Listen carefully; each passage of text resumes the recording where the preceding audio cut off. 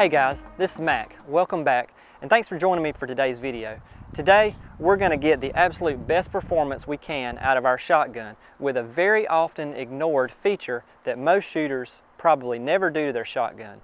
Sure, you buy a shotgun, you add a magazine extension to the end, you add an oversized charging handle and a bolt release and maybe an oversized safety, and you go out and shoot a shotgun match or a 3-gun match. But how many of you have ever actually adjusted the fit of your shotgun? I mean actually increase the drop or increase the comb or increase the length of pull. Now if your shotgun came from the factory in a box, it probably had all the materials that you need to do this at your home without any added cost.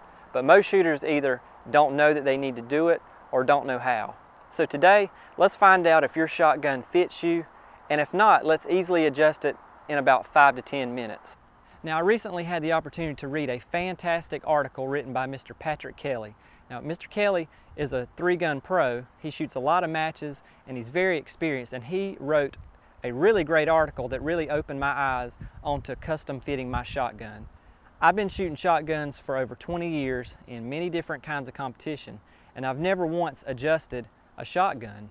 So I got home and took out my BENELLI M2 and started test fitting it into my shoulder to see just how it fit me, and to my surprise, it didn't fit. First thing you need to do is you need to make sure that you have a good repeatable form for mounting your shotgun. That is the same place in your shoulder every time with very good grip on the shotgun. And mount the shotgun about 10 or 20 times. You need to pay attention to where the bead is in relation to your eye looking down the rib. Now when I mount mine, I notice that I'm seeing much more of the vent rib than I should. That is, I'm looking over the shotgun or looking over the rib. That means that I need to add more drop to the stock of my shotgun. And you can tell because when I mount it into my natural position, I need to lower my head to get the bead down on the rib. If I'm having to drop my head, that means that my shotgun doesn't fit, and I need to add more drop, meaning a shim, to the back of the stock. Now, the opposite is true. If you mount your shotgun and you can't see the bead, that means you have too much rib and you need to take away some drop. Now, the shim kit that will come with your shotgun will be set up to do either. So let's talk about doing that on our BENELLI M2. Now when I first test mount my shotgun, you can tell that I do have to shift the position of my head to look straight down the rib. I'm seeing too much rib here. I'm looking over the barrel, meaning that my shots are going to go high if I quickly mount the gun and don't readjust my cheek weld. You can see this also from the front as well, that I have to lower my eye to look straight down the rib. Now if you just lay your shotgun on top of the rib and measure the drop at the heel, you can see that there's about 2 inches on this BENELLI in its stock form. Also, while I'm measuring, I'm also going to measure the length of pull, and you can see it's right at 14 inches, which is pretty standard and exactly where I want it. So today we won't be making any adjustments on our length of pull, but this is another thing that you can consider adjusting if yours is off. First, we just need to remove the recoil pad from the rear of the stock. And on BENELLI's, this Comfort Tech stock, the gel pad just pops right out. And now I'm going to use a 13mm wrench to remove the washer and nut from the back of the screw. You don't have to use excessive force, it comes out pretty easily. And once you're able to take the washer and nut off, you'll also be able to take the stock plate out, which adjusts for cant and also helps you adjust the drop. Now once you get the stock plate out, you'll notice that there are several letters on it, and in factory configuration you should be able to read the letters B, DX. B is the amount of drop that this plate provides, and DX is for a right-handed shooter. The opposite side of the plate will say SX, and that's for a left-handed shooter. So you want to make sure that when you replace the plate that you also install the DX or the SX showing, depending on what kind of shooter you are. Now you notice that also my receiver extension with the recoil spring came off as well. You don't necessarily have to remove this, but just make sure that if you do, that you reinstall it correctly.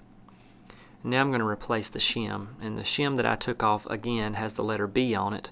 I'm going to replace these with the C shim and also the CDX stock plate, and these will provide at least 5 millimeters more of drop according to the BENELLI chart specifications.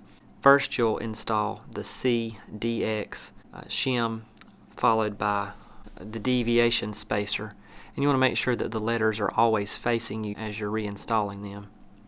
And then since I'm using the C shim, I'm going to use the C stock plate. So with the letters CDX facing me to the back of the gun, I'll install that back on my receiver extension tube inside the stock. And once all these parts are tight and aligned, I'll reinstall the washer and the nut onto the stock screw. Tighten these back up with my 13mm wrench. Here inside the stock you can see the orientation of the plate with the letters CDX on the top of the plate facing me. Again, if you're a left-handed shooter, you would want SX to face you. Tighten these back up with my 13mm wrench. And then last I'll reinstall the recoil pad. And now I just want to go back and remeasure my drop on my stock again, and you can see that I've increased it now to about 2.5 to 2 3/4 inches. Now quickly, I'll just make sure that the gun functions itself, since I was messing around with the receiver extension with the recoil spring, and I'll just mount this shotgun several times to see what kind of drop I have now. And the C plate and the C shim were perfect for me. Now I'm looking absolutely right down this vent rib, and this is a perfect fit. So getting the proper fit from your shotgun is just that easy, and I promise you, if you take these simple steps and take the time to make sure that your shotgun fits you, you're going to see the results in a match. It might be that you cut down on some of the splits between targets. It might be that you take away some of the misses that you've been having with your shotgun. The less that you miss with your shotgun, the less you have to reload, and we all know that that makes for better stages in a 3-gun match. So once again, this is Mac. Thanks for joining me. I really appreciate it. Please share this video. If you have friends or other shooters who you think would benefit from some of the things I talked about today, please click the share link right below the video, or if you're on a mobile device, the triangular antenna sign. Once again, thanks for joining me today.